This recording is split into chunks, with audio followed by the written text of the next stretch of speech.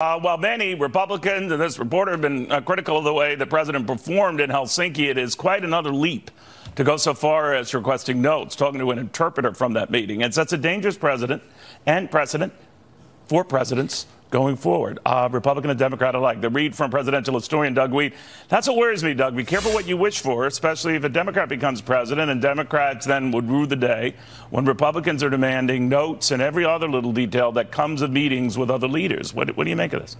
Yeah, that's the whole point. And you think of the nuclear option, for example, they're using now to stack the court with conservatives. That was a Democratic concept. They were tired of referendums that were being passed in even liberal states like California and state legislatures. So they didn't like it. So the way to overturn it, the Democrats, was stack that court with leftist judges who would rule these new laws unconstitutional. It came back to bite them. Now it's working against them. I think the same thing. If you're going to breach attorney-client privilege and now the privilege of an interpreter, I've spoken in 40 countries, 1,000 speeches with interpreters, and it's not just different words, it's different idioms, and you have to grope around in the dark as you practice with the interpreter to find the way to communicate. To have that laid out and transcribed would be a nightmare, saying things you don't really mean.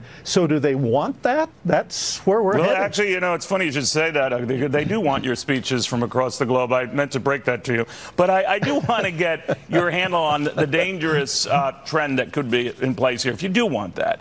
By that definition, everyone would want to get their hands on, in the moment, it's one thing in history and looking back, but in the moment, John Kennedy or his surrogates' communications with Nikita Khrushchev during the Cuban Missile Crisis, for example. Now, we know in retrospect deals were made to get our missiles out of Turkey, to get the Russians to make some concessions. But at the time, we were just relieved to hear that the crisis was averted, that the immediate second guessing that would have been prompted in real time might have meant no settlement of the crisis at all. And that, you know, it's talking about a Democratic president and how we dealt with a crisis under his stewardship. Who knows whatever happens in the future? What do you think? Yes, you're exactly right, and that also applies to Carter at Camp David.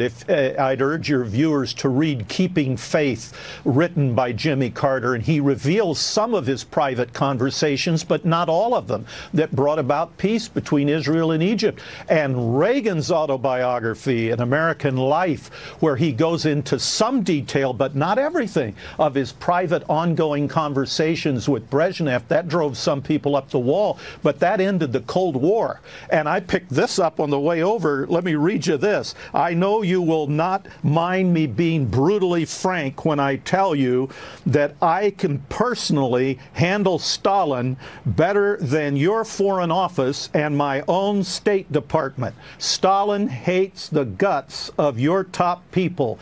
He thinks that he likes me better, and I hope he will continue to do so. That was written by Franklin Delano Roosevelt in 1942 to Winston Churchill. So Trump didn't start this. All of these presidents go in there wanting to do something. The American people didn't elect somebody else. Everybody's saying we need somebody else in the room. They didn't elect somebody else. They elected Donald Trump. Yeah, just to that line, I know I keep repeating it. Be careful what you wish for, because it can come back to bite your hiney.